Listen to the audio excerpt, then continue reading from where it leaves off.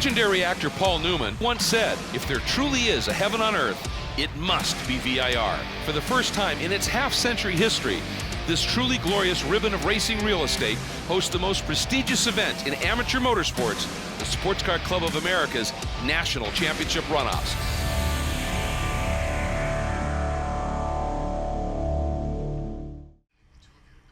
A fall morning, crisp and cool, upper 50s the temperature right now at Virginia International Raceway. For the first time in its 56-year history, Virginia International Raceway is hosting the SCCA's National Championship Runoffs. Hi, everybody. I'm Greg Creamer, and really looking forward to this one. Joined by Larry McLeod. Tom O'Gorman will be handling the call down in the pits for us. And this is the T2 category. These are powerful machines in this cool air, even stronger still. I think we're in for a good show here, and absolutely some top-flight driving to be watched in this one as well. We get some big names at the front, some pro drivers up there, but it's this track, it's this site, it's the beautiful fall. The trees are starting to change colors. This track has got massive straightaways, lots of passing zones, but some technical stuff too. It's going to be amazing. And as we're watching some of the flaggers and some of the volunteers that are all part of the Sports Car Club, and that's the key word of America, there's also some great stories and some potential pre-race favorites. In this one, a bit earlier, Ryan Marine checked in on who they might be. Touring 2. The touring categories are the closest thing to stock of all of the SCCA classes and are the outgrowth of the old showroom stock categories. Touring 2 has some seriously fast cars, and that's why it's a perennial fan favorite. Let's introduce some of the drivers. Up first is Cooper McNeil. He's Sports Car Magazine's pick to win in his Porsche 911 and was racing yesterday at Motul Petit Le Mans. Beside him, Kurt Resitano, driving a Chevrolet Corvette. He works in the Phoenix Racing shop for the Aqualantes and helps build many of the cars. A two-time Runoffs champion, he's won at two very different tracks, Daytona and Mid-Ohio. Tim Kesman is a busy man racing multiple categories this weekend, but this Porsche 911 is one to watch. Michael Levine is at VIR with a Ford Mustang GT. He has 3 career podium finishes at the Runoffs and 4 Hoosier Super Tour wins this year, second only to McNeil. Marty Grand is driving the only front-wheel drive car in the field, a Honda Civic Type R. He's won the Runoffs twice at Road America in a Mitsubishi Evo. And Bill Collins is a Vietnam vet. He's driving a Chevrolet Corvette and is third in Hoosier Super Tour points. This is his 5th Runoffs appearance. Again, some great stories there for some of the competitors. You can see nice variety of machinery, but all of it extremely quick. And the fans taking up position around the track as well. Everybody looking forward to this Touring 2 race. And I know that there's a guy down there that's very excited about it. And as it turns out, it's actually Hayward Wagner. Morning, guys. This is going to be a very interesting race from a strategy standpoint. You have 4 fall line prepared Porsches at the front of this field. Cooper McNeil on pole. Cooper is starting on the R compound tire. That is the harder tire that's better on a long run. Everybody behind him is on A's. So these first couple of laps, you're going to see Resitano and the rest of the fall line cars doing their best to try to run down Cooper, get around him while their tires are working. One note just for folks tuned in at home, on Friday, we had a fairly significant off for Amy Aquilante. That's Kurt's wife. She spent a couple of nights in the hospital for observations. She's back at the track today, feeling much better. But obviously, Kurt has had a challenging runoffs thus far. I'm sure he's looking for a good result to put this one on, send this one home on a good note. Absolutely, and Kurt is capable of that, and it's been a rough one, but I think now he can put his head down and maybe race this one for her as well. But boy, he's got work to do, and you see that he is swarmed by all those Porsches, Larry. Yeah, there's a whole slew of them right there behind Kurt, as he's got one in front of him with Cooper McNeil, and clearly one of the fastest. And then you've got Kesman, Bowden, and Kossoff right behind him, and it's just going to be a whole lot of Porsches surrounding that Corvette. I think it's going to be interesting. Have watched and announced Cooper McNeil race for a long time, and one of his strengths is he can get up to speed fast. He doesn't need 2, 3, 4 laps, to find speed relative to everybody else. So I would think that his idea is maybe make a little bit of a break here, but if anybody's capable of thwarting that, it is Kurt Rezzitano. So it's going to be a fun one to watch. But here is Cooper McNeil. For all of his success and all the racing that he does, this is his first Tire Rack Pole Award for Cooper, so nice job. And he will start at the front of this field. Let's take you through the rest of the starting lineup. We've talked about Kurt Rezzitano, that number 37. Phoenix Hoosier Hawk Chevrolet Corvette will start outside of the front row. Inside row 2, the number 4 of Tim Kesman. And Kesman out of Franksville, Wisconsin, in the Fall Line Racing Lemons of Love Porsche. His teammate alongside, the number 14 of Mark Bowden, who already has a podium this weekend in another class out of Buffalo Grove and runs the Chicago region in a Fall Line Porsche. Starting in the 5th spot, the 11 of Alan Kossoff, Prospect Heights, another Chicago region member in the Gertz Electric Fall Line Porsche. Then in 6th, the number 73 of David Sanders, 4th last year out in Sonoma, runs out of the Philadelphia region in the Phoenix Performance Hoosier Chevrolet Corvette. Starting in the 7th spot, the number 16 of Thomas Herb, Barrington, Illinois, Chicago region is home for him in another Fall Line Porsche. Joined by the number 42 of Michael Levine, who will be starting in the 8th spot out of Hooksett, New Hampshire, in the Auto Renew at Auto Body and Hoosier Ford Mustang GT. Michael, a lot of racing over the years in the A sedan class as well. Starting in the 9th spot, we already met him, a 2-time gold medalist, the 34 of Marty Grand out of Manassas Park, Virginia, Washington, D.C. region, Hoosier Carbotech, USR Titan-sponsored machine. That's the Honda.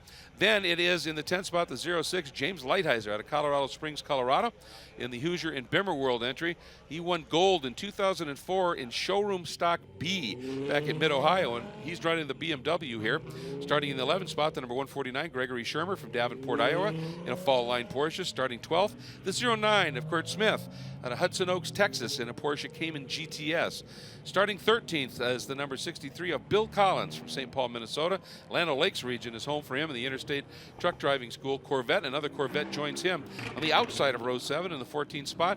The 80 of James Candelaria from Hillsborough, New Jersey.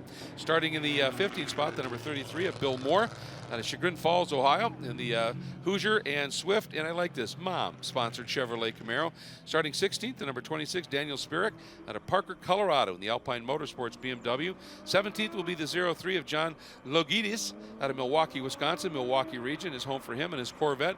Starting in the 18th spot, the 93, Chris Qualls, who's already run here this weekend in the A sedan class out of Yorba Linda, California, in the Rancho Pool Supply machine. That is a Corvette. And then rounding out the field in 19th, the number 5 of Richard Kulak out of Franklin, Tennessee, the Fiesta Auto Group Nissan 370Z Nismo. And he's got a lot of starts in Runoffs competition with 15 starting at the back of the field. So that is your starting lineup for Touring 2. And when we come back to VIR, we'll see the green flag in 15 laps of competition with the run for the gold.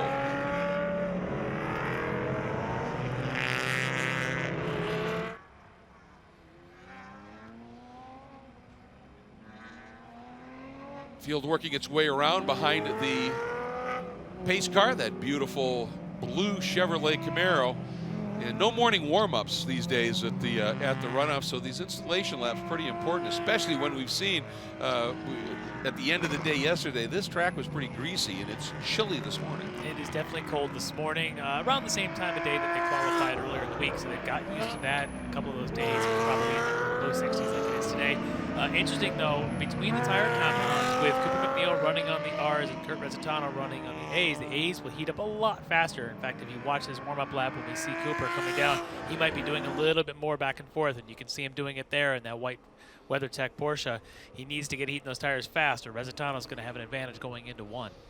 It's going to be interesting for Cooper, considering we heard that he ran at the Petit Le Mans yesterday in a GT3 category car. So one, he could be tired. 2, this car's going to handle a bit differently than a GT3 machine, and he hasn't had a chance to get out and drive it around a little bit. That is not a GTD Ferrari. Exactly. He's got to adjust here. That's for sure. Yes, he does. So it's going to be fun to watch.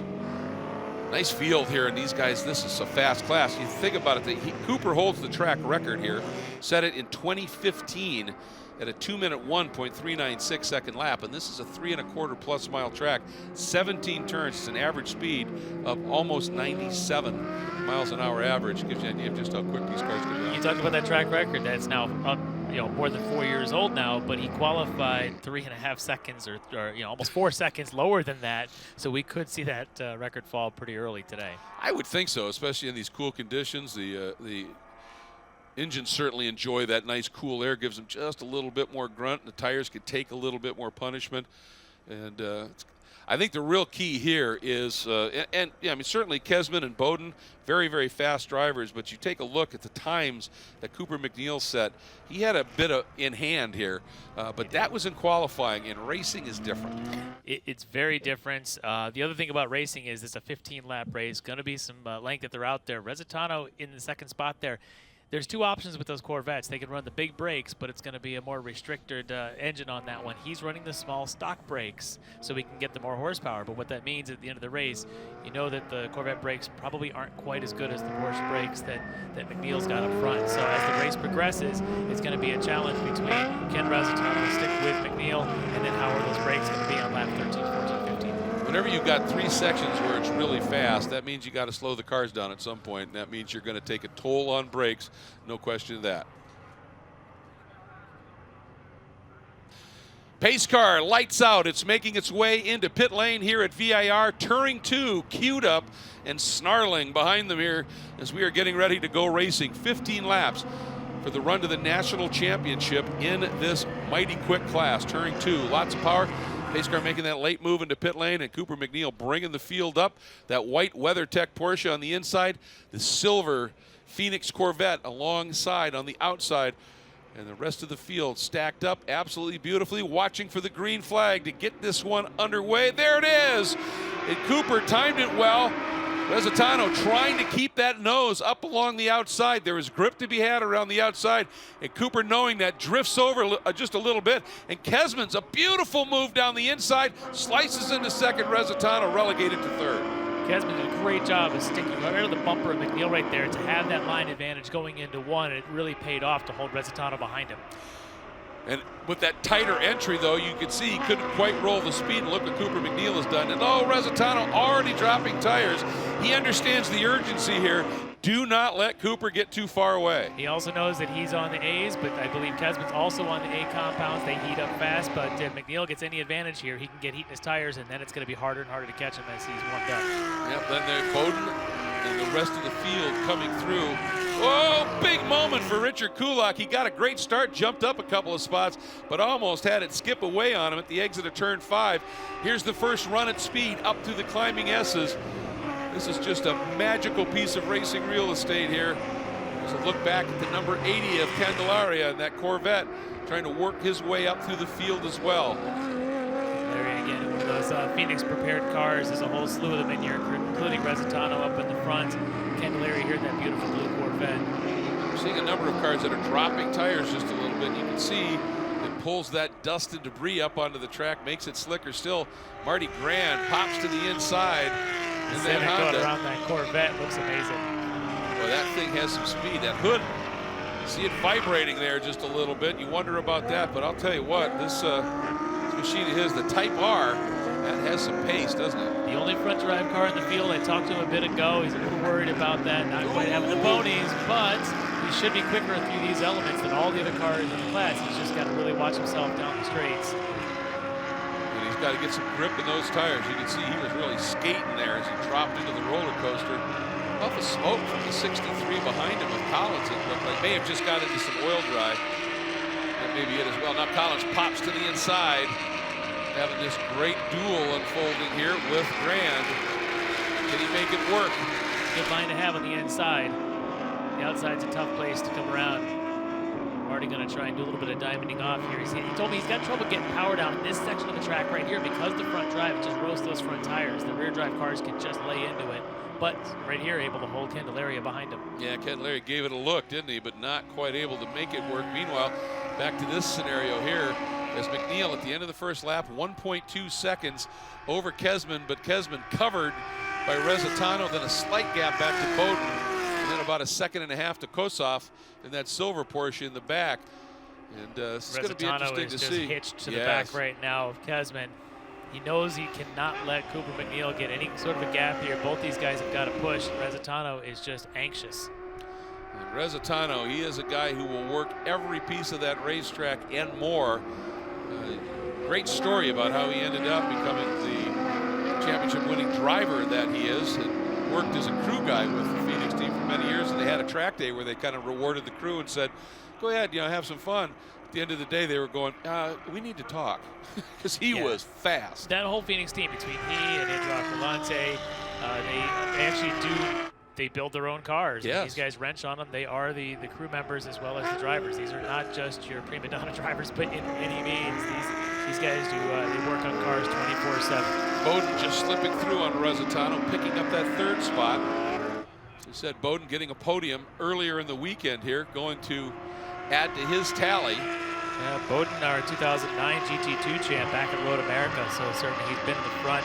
He's got 30 starts coming into this week, 12 prior podiums, and as you mentioned, he's got another one already this week. This guy has been at the front of every race he runs. Yeah, he has just been a real stalwart in SCCA club competition and certainly in runoffs competition. In fact, he was second in this class just last year at Sonoma. Absolutely. See the 3 different lines these guys are using as they head into turn 1. Which makes it a great passing zone, because if you've got multiple lines that you can try, you have an opportunity if you can get a run down that long straight of the front straight there to take somebody into one. For Cooper now, he has opened it up to 2.5 seconds. And already reset that track record at a 1:59.4 last time by. That's already 2 seconds quicker than his previous track record. And within 2 seconds of where he's qualified tells you what kind of early race pace he's putting in here. And again, on those R tires, he's going to continue to get faster. Dropping back in the order a little bit, here's the 11 of Kosov, and chased hard by the It's another blue Corvette right in the number back of a 73, Porsche. yeah. We're just going to see this a lot with these two vets trying to chase down this whole slew of Porsches in this field. Behind him is Thomas Herb, the number 16, and another of the fall line machines as we take a look here at Mr. Kosov. Yeah, pretty much all the Porsches you see in the top 10 are all going to be these fall lines. Well prepped. It's a team that has taken a lot of drivers to podiums over the years in runoffs competition. Mark Bowden, the man there in charge of fall line, and he brings a slew of great drivers and well-prepped cars every year. So that Gertz Electric Silver Porsche leading David Sanders. Sanders, another driver with a fair amount of experience, no question about it. 4th the runoffs last year. This is his 10th runoff start. He's had 4 top 5s. He's never quite been able to crack the podium. And would love to do it here, but he's got work to do. And he's not too far up the road as well either. Just coming out of the Philly region. I'm sure he's been to this track many times. A lot of these drivers do. But like you mentioned, he ran Sonoma last year, was willing to make that long tow. That experience pays off when you're coming back then to a track maybe you're more familiar with. Yeah, unfortunately, though, the 16 of Thomas Herb in that fall line entry just was able to slip by and steal that spot away. So that's going to push him back to the 7th spot for Sanders. Lighthouser there. It is. Still leading up on the Mustang. I think that's Michael Levine there, the Mustang behind him. Yep. 17 start for Lighthouser, and he's got a gold, but it was in 2004 at Mid-Ohio in showroom stock B. This is not a showroom stock B car, not by any means. Not at all. Whole different dynamic for that, but he's been a Bimmer guy for a long time. Yeah, he's committed to that brand. As you mentioned, 16 starts. He's no rookie out here either. Driven a lot of different cars. The guy behind him in that silver Mustang, the 42 of Michael Levine, he's a guy that spent a lot of time running an A sedan. Decided to step up and give this category a try. Huge amount of experience for Michael as well. This is his 14th runoff start. He's had a couple of podiums, 2nd in A sedan, as a matter of fact, at Road America in its most recent run. Had a good year in the Hoosier Super Tour as well. Picked up 4 wins and 7 starts on the podium in 6 of those 7, so he's had a strong year. Yep, 2nd in the Hoosier Super Tour points. Big wiggle by the number 80, Candelaria. He's got that, he was battling with Marty Grant and the 09 as well of Quirt Smith. Oh, right back in front of that Camaro. I believe that that's the 33, is the 03? That's the 33, I think more. I think you're right. Out of Chagrin Falls, Ohio. And that's the Camaro 1LE. Pretty stout piece of racing equipment as well. These guys now in an absolute drag race. Looks like he's worried about this for Candelaria. You can see that grill packed up a little bit now. It's going to heat it up a little bit more than he'd like to. Maybe he could try and shake some of that. Look at this. Mr. Bowden now attacking on teammate Kesman. This is for second spot as Cooper McNeil has opened up a sizable margin, but the battle for second and third fierce as well, with Resitano hunting in fourth.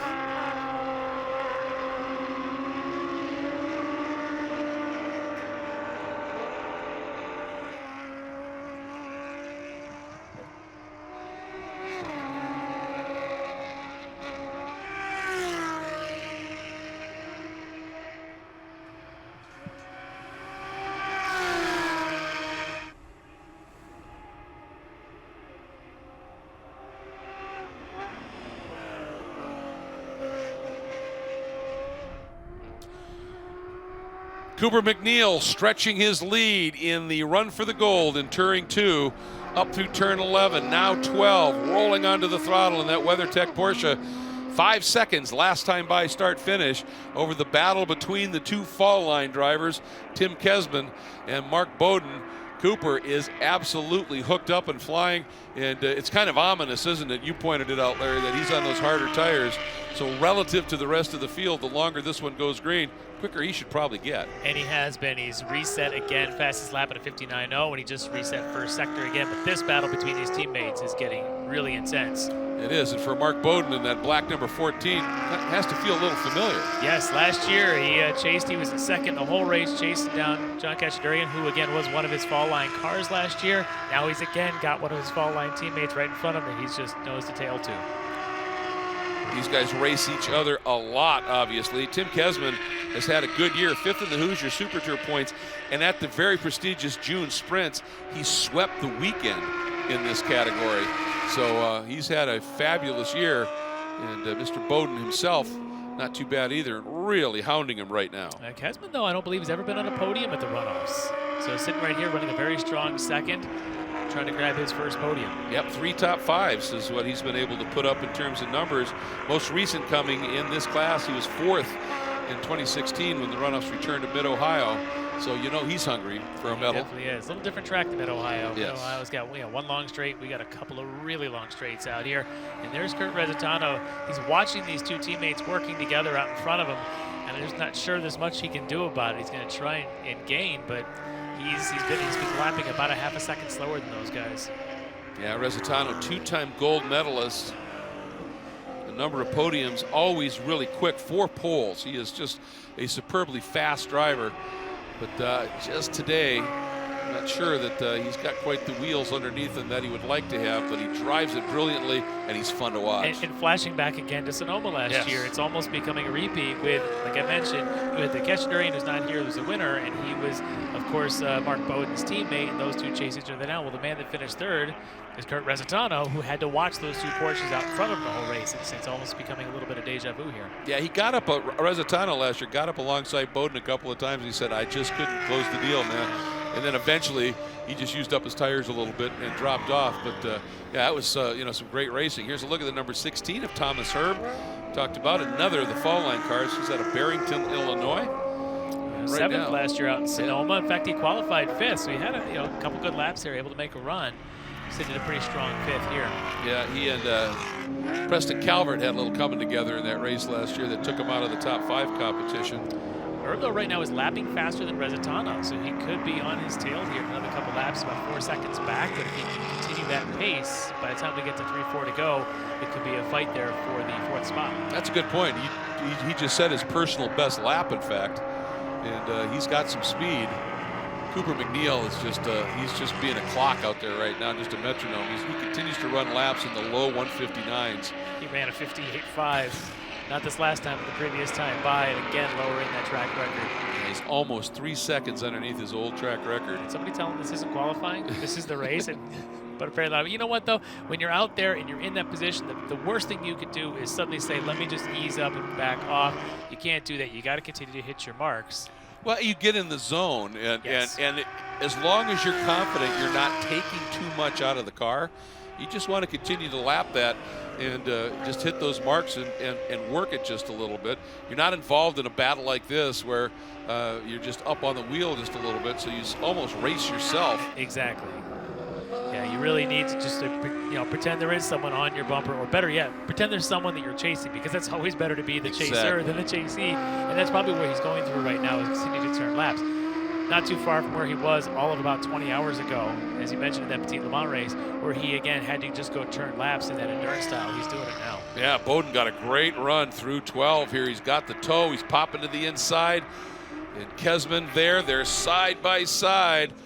It's going to be who's willing to go a little bit deeper down into the roller coaster here. Kesman going to try and ramp the outside. Realized, no, Bowden had that position. That was a smart move. If they weren't teammates, I wonder how differently that would have gone. Well, but being true. teammates, maybe he kind of said, okay, let's do a little bit lead and follow.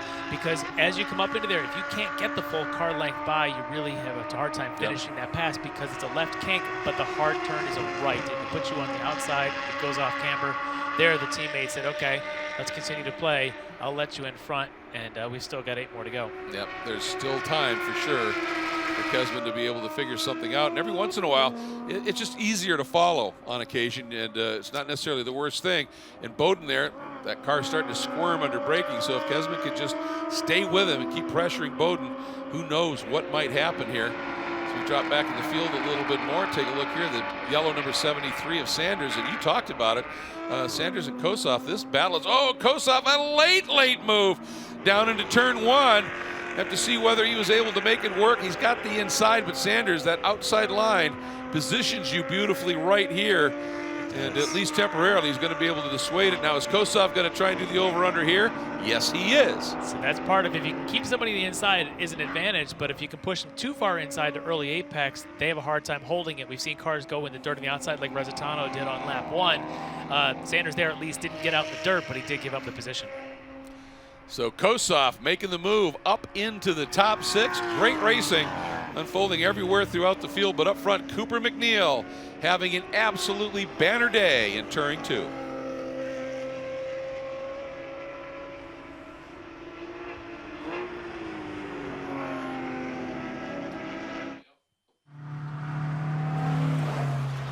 Janice.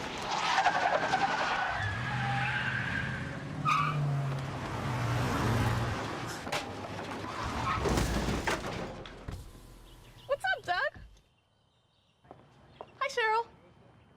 What got into you?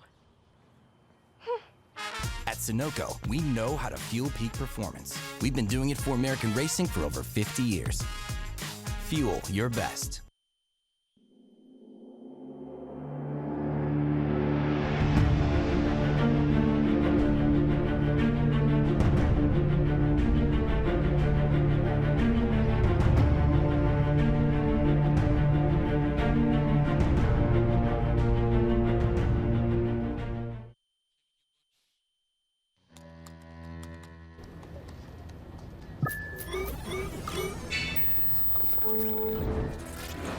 Isn't it time you connected to something greater?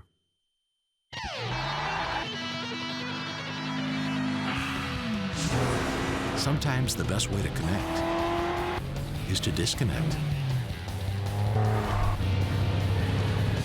This moment of escape was brought to you by Haggerty, for people who love cars.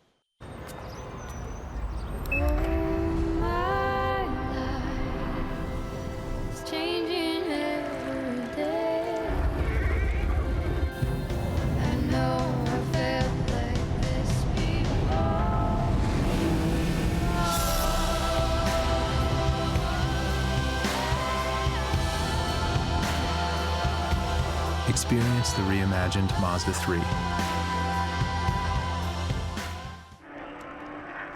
Welcome back to the Runoffs and the run for the Golden T2. Our coverage being presented by Mazda.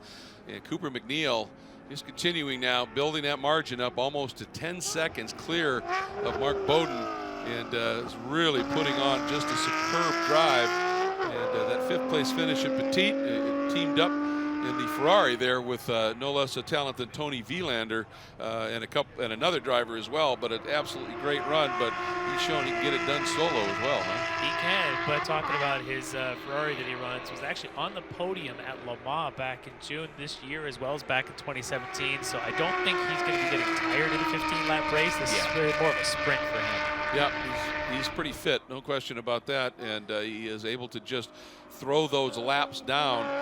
Very busy. Also, he drives in Ferrari Challenge. I mean, he does a lot of racing. He's even a taxi driver. I was on my way out of the lodge on Tuesday morning this week, walking up to the paddock to get ready to watch qualifying, and this car pulls up next to me and rolls down the window and says, "Hey, do you want to ride instead of walking?" I said, "Sure." I jumped in.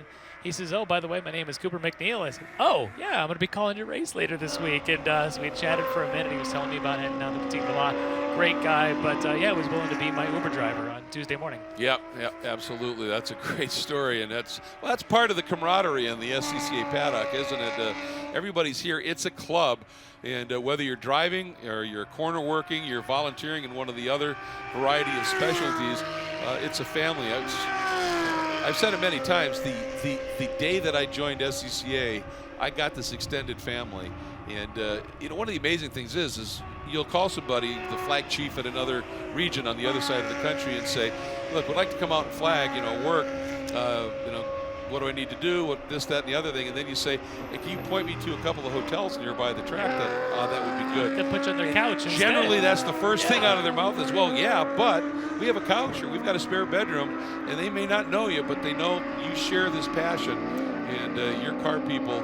You like having fun with cars, and it's pretty special. And the Runoffs ends up being a big family reunion. This is the annual, unofficial convention. This is where everybody comes together. There's over 600 drivers registered this week. There's over 600 workers this week. This place is packed with white shirts. It's great. They are working hard, and they're smiling every single day. Well, the key word in Sports Car Club of America is club. It is a club, and it is just shared passion and enthusiasm. It's absolutely wonderful. And what's nice is we're watching, these great drivers out on the track, some of the most committed, dedicated drivers in the country that just love going after it. If you don't have the wherewithal, financially maybe you just don't quite have the talent to go out and race, but you want to be a part of a race, get a flag, get out on the corner, or help them through tech. Do timing and scoring. All of these opportunities for you that can unfold here if you become a member of this absolutely great club. And Mr. Herb right now is having a nice run, finds himself up into the 5th spot, and really putting in a very solid run today. Got to be impressed with that. He was 5th, as we said, in the battle last year. It was a good scrap with Calvert and Sanders, and a little bit of a contact took him out of the top 5. So I'm sure he'd like to at least redeem that moment and get back into that top 5 today. Look at this little battle. Marty Grant. So these are your two Japanese cars in the field with Marty Grant there and Richard Kulak in that 370Z. In fact, I was talking to Marty. He said, yeah, we feel a little bit handicapped as the two only Japanese cars out here among these Germans and Corvettes. But as you can see, as he goes into one, he's very, very quick as he enters one, but as he mentioned, he struggles coming out, and I suspect these two have kind of found each other's pace, and they're going to be playing. Yeah, and Kulak is actually a couple of laps down. You can see a little damage on the front end of that car, and he had a couple of moments earlier, and I'm pretty sure he probably ducked into the pits to make sure that that thing was okay. So it's not a battle for position, but still in all, you're out there racing. Yeah, a little bit. Just notice also that Bowden has really kind of stretched out a bit of a lead over teammate Kazman. Bowden actually just clicked off a 59.6. He's running almost 2 seconds a lap faster than Kazman is right now. So Bowden's in a pretty good rhythm. You see, behind Levine, that Corvette was absolutely crossed up coming up through those climbing S's.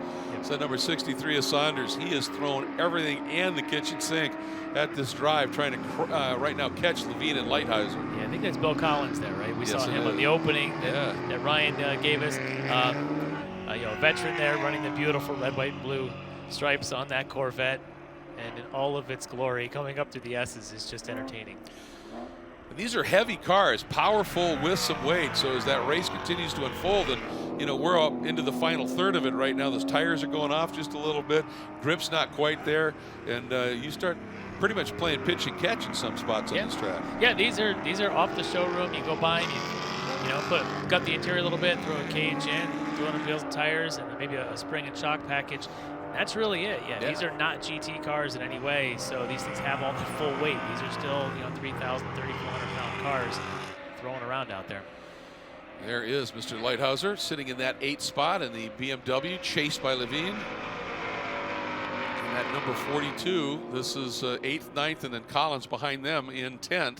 Levine's been lapping a little bit quicker. He's closing that gap, trying to make a battle here between the German pony car and the American pony car. I like that German pony car. That's true, running the big V8 in that machine. So yes, indeed. Here's the number 80 of Candelaria. He's had an eventful race. A little puff of smoke. I think that may have just been body rub down on that tire as it compresses at the bottom of Hog Pen. But you can see that in the grill still there. But this cool air is going to be the thing that's helping him out just a little bit. And it's not like that grill is completely packed, so he's getting some cooling effect. Yeah, he had a good start, but as we saw, he had that big off coming around South Bend, able to get himself back on. And now Bill Moore's got himself right back up on his tail, maybe sensing. In fact, you can see the license plate on the back of Moore's car. Still a street registered car. Hey, this is club racing, right? Yeah, and he's showing some a little bit of speed here as well. He's been able to run some pretty close laps, and this one isn't settled yet either. And this is for 14th, and that's one of the things that's really great about this. You may not be in a battle, for a medal position necessarily, but you find a couple people on track, and you get into a great scrap, and you finish. Even if it's outside of the top 10, that helmet comes off, you're grinning ear to ear. Oh, yeah. You just had yourself a great race. At the runoffs. At the runoffs. Yeah, this is where it means something. So if you can find a battle and play on this just glorious, legendary track, it doesn't get any better than this. No.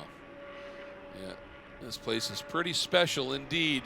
And as a result, you just tend to dig that little bit deeper and go for whatever position you can at the runoffs. And today, it's turning 2. There went your leader, Cooper MacNeil, building that margin up and hanging on.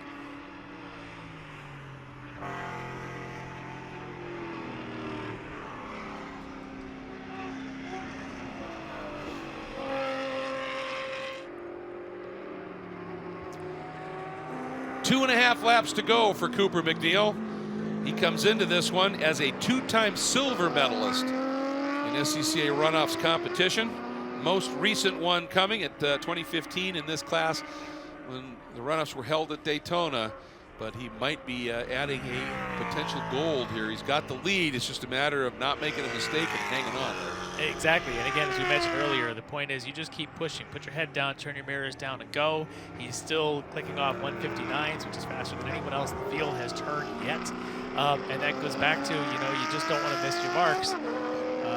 You just can't. You've got to continue to hit. You don't want to slip. And behind him, the two teammates, Bowden and Kesman. Bowden a third already this weekend, going for a step up on that podium. And for Kesman, interesting story.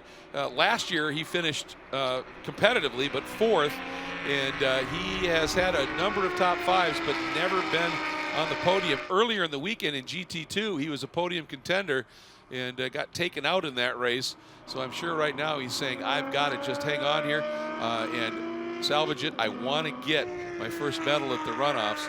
And he's got plenty of room back to Resitano right now. And he's let Bowden go just a little bit. And I think that's maybe a smart move. Speaking of Mr. Bowden, there he is, a solid, albeit distant, 2nd place. Yeah, and the last couple of years, that's where he's been. He's unfortunately getting used to that. He does have a gold medal from 10 years ago at Road America in the GT2 class, which he still runs in. But this year, over 30 starts coming in. He's got all kinds of experience, been on the podium. It just seems every single time. I think this will end up being, his 14th podium that he's able to hold on here. Yeah, it is just a remarkable career in the runoffs, no question about that. And that's where you learn the lesson, you learn the patience, and he knew early on, obviously I'm not going to be able to run with MacNeil, so he got into the duel with his teammate Kesman, got through, opened the margin up just a little bit, and said, all right, today I guess it's another podium, but that's better than being 4th or 5th. And I think Kesman may have realized he was holding up a little bit of Bowden, and that's when they made that switch going to the back straight. That's kind of shown here. Kesman doing the same thing, like, you know what, let me hang on to that podium. Another note about MacNeil, there's a new car this week. So he comes out here with a fresh car, does qualifying the days, drives down, flies down to Atlanta, has his Petit Le Mans, comes back up here with this new car and showing that car has definitely got the speed. And I can tell you, as I mentioned about trying to hit those marks and finish this race, the legendary Nigel Mansell finish back in the early 90s where he decided to kind of wave with the corner workers before the finish, and the car didn't make it to the checker. That's always the worst nightmare for a driver. So that's one of those things you always have in your mind to say, can't be that Nigel Mansell that day. Let me go be the Nigel Mansell that won a dozen races in 92. Instead, just put your head down and go. Yeah, the Canadian Grand Prix, I think it was. I think it was, yeah. It was an interesting moment to be sure. All right, now we are on our last lap. McNeil, Bowden, Kesman are the medals. Resitano and Herb filling out the top 5. And here is a look at Cooper whistling through this tricky serpentine part of this track. It's interesting, the track has 3 segments to it, but if you just divided the track in half from the roller coaster down the front straight and out through turn 5, twisty, technical, and interesting. The rest of it is just flat out fast. Look at this battle. This one's not settled yet. Levine getting around on Lighthizer. That was for 8th. It looked like Levine's pace was a little bit better. And you watched him a couple times. They got the camera shot on him, and he would get a car length, another car length, another car length. But he's able to get around him. And then you got Collins now right behind Lighthouser. Yeah, Collins last lap running a little quicker than those 2 guys up front has reeled them in. And a little bit of a battle here. Yeah, he got a nice run here on Lighthouser as well. Collins, see if he can do anything down into turn 1. Lighthouser should have the highest trap speed. That V8 BMW is real strong, but Collins' Corvette is no slouch as well. Interesting last lap between these 3. Again, battles up and down, right? This isn't the podium, but these 3 doesn't matter. No less important to each of those 3. You bet. And there's Grand behind him in that Honda Type R, Honda Civic Type R. Feeding it throttle. Lighthouser, I'm starting to wonder if his tires are going off. As you mentioned, this is the tight technical part of the track here through the NASCAR bend, and then as they go through into the snake, the lower S's, and that's Collins' Corvette is all over the back of Lighthouser's BMW. Meanwhile, down through the final turn that they call Hog Pen onto the front straight. In his 5th start at the Runoffs, Cooper McNeil. Lights flashing, heading toward a gold medal. You can see the fist pump. He knows how important this is. Flashes through and adds that gold medal. Here comes Mark Bowden as he tracks down the hill. A little bit of traffic as well, but Bowden plenty of room. Back to 3rd, and he will flash through after a 3rd earlier. He picks up a 2nd this weekend, and as you said, adds to that tally his 14th podium, and for his teammate Kesman's first ever podium at the Runoffs. How special is that, especially after a frustrating race where he was close to it in GT2 and brings it home. Look at this battle. There's that trap speed of the BMW, though. It's still able to hang on, but I don't think he's got any tire under him. If he can hang on through the roller coaster here, maybe he's able to keep Collins behind him, but Collins is ready to pounce. This is going to be interesting to see because, as soon as you get into this section of track, this is top 10 battling here. You can see it's all going to be the run, I think, down through turn 17. And if your tires are off and that Vet's got grip. That Hog Pen bend is probably one of the hardest corners. You see off camber, you can really great shot here how much the camber just goes away, and if you can't get a good run there, you're going to lose it. And look at Collins ready to come up on the inside. He got the run, but now it's motor time again on this straight, and Lighthouser has just enough in his pocket and flashes through and hangs on for that 9th spot. But a great drive by Michael Levine to come up through the pack as well. He slipped backward and then was able to gather it up. And for Cooper McNeil, he's enjoying this cool down lap. And when we come back to VIR, as Mr. Bowden pulls up alongside and offers congratulations, we'll hear from our medalists.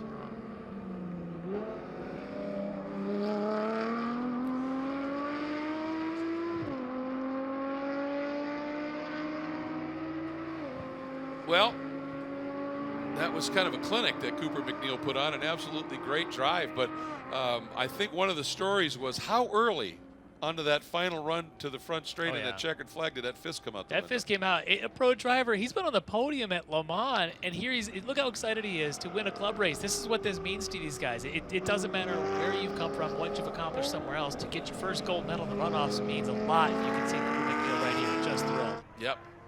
Waving and celebrating with the workers and fans around the track. And this is the Runoffs. This is very special. There's no question about it. And it doesn't matter where else you have run in your career, when you get a chance at the Runoffs and then you manage to pull it off, that's very special indeed.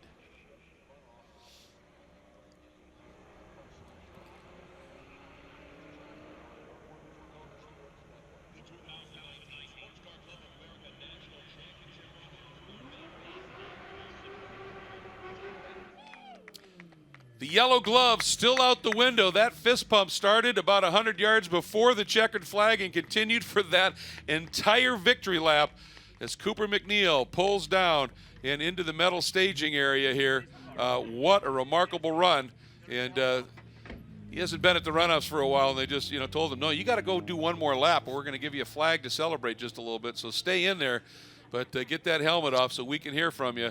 And Cooper unbuckling and doing that absolutely right now. And as soon as that balaclava comes off, there's going to be a gold medal that is going to be draped around his neck. And Hayward, this guy, it's been a busy week for him, but boy, talk about successful. Cooper MacNeil, you've been able to stand on some of the most prestigious podiums in motorsports. What does it mean to stand on the top of the Runoffs podium? Just emotional, honestly. It was a long time coming. I started racing in SCCA when I was 15 years old, and raced at the Runoffs. Tried at the Runoffs 3 times, crashed once, finished twice, second. So I've always wanted to win the Runoffs. And honestly, this is up there with winning Petit Le Mans last year, winning Sebring 12-hour. Honestly, this is one last box I wanted to check off before I stopped racing SCCA. And very, very, very ecstatic, very happy. Big thanks to the Fall Line WeatherTech guys for building a fantastic race car. This car, this was the first race this car has ever done, and we won. So now she's going to be parked, and she'll never see the track again. A one and done. Well, this car's got 1 lap left in her, the victory lap. Yes, sir. Thank you so much. All right, Cooper MacNeil, and that puts it into perspective. Yeah. This ranks with winning Petit Le Mans, with winning Sebring, 12 hours, legendary races on the pro stage. The Runoffs, that's special. It means a lot. You hear a 15 years old comes up in the SCCA, and this family, that's what it is. It's that family. You want to be a part of it. Take that top step. Here's that top 10. Bowden and Kesman, second and third. Rezatano hanging in there for fourth. And then Thomas Herb completing the top 5. Kossoff in 6th. Sanders, Levine, Lighthizer, and Collins. And those 3, 8th, 9th, and 10th, but on a great scrap for the entirety of this race. It was a lot of fun to watch that one unfold. But for the teammates, Bowden and Kesman, well, they're standing by with Hayward. Mark Bowden, I got one question for you. Do you wish Cooper had missed his flight? Yes, I absolutely. Second year in a row, one of my clients or teammates has kept me off the top step, but he drove great, and I really didn't have much for him in the position I was in. I was just happy to work my way up to second and keep the car. The car was so good. The Hoosier tires were just fantastic. Just, there the whole time. So great. As a team owner, manager for Fall Line, how satisfying is it to put 3 cars on the podium at the Runoffs? Oh, it's awesome. It's awesome. The team works so hard. We did a lot of testing. We really put a lot into this, and it's awesome to have a top 3 and top 5, a bunch of cars in the top 5, and very, very satisfying. Well, congratulations to you. Let's talk to our 3rd place finisher real quick. My understanding, if our notes are correct, this is a first Runoffs podium. Is that correct? First podium, 4th twice before, so it feels good to finally make it to the podium. Talk about this Fall Line team. I'm looking behind you. They've got rain tires stacked up, ready for everything. What's it like to drive with these guys? The preparation is unmatched. I mean, they're ready for anything. We thought it might be rainy this morning. Wasn't. I preferred the dry race, but they're ready to go. And they prepped the car. We never have a DNF. If it's not an incident, we'll finish the race. And Coop's car is a Fall Line prep car. These are all Fall Line Porsches, and they speak for themselves. Well, congratulations on the podium. Thank you. Yeah, great ride. You can hear a little emotion there as well. And you see Calypso on his suit and Lemons of Love in the car. He's very involved in helping people that are dealing with chemo treatments for cancer get themselves a little bit more comfort in the life. So, great day, a Fall Line sweep of the podium, and a great run indeed. If you go back, take a look at some highlights. And Cooper MacNeil, he was able to get that jump early. Rezatano kind of got trapped and couldn't get through. Kesman able to make the leap, and that allowed Cooper to be able to get those harder tires up to temp, and it paid off. Yeah, he was able to just build that lead. Rezatano just had nothing for him. And at the end, Cooper MacNeil flashing through, leading a Fall Line sweep of the podium, getting his first Runoffs podium. Congratulations to our champion. I probably need new tires. You do. What if they sold tires online? We do. We're TireRack.com. They could offer lots of tires We have so many tires. and help you find the right tire. It's called the Tire Decision Guide. Oh, and they could ship them to a nearby mechanic. We shipped over 7,000 independent recommended installers. This is an amazing idea. Sorry. TireRack.com, the way tire buying should be.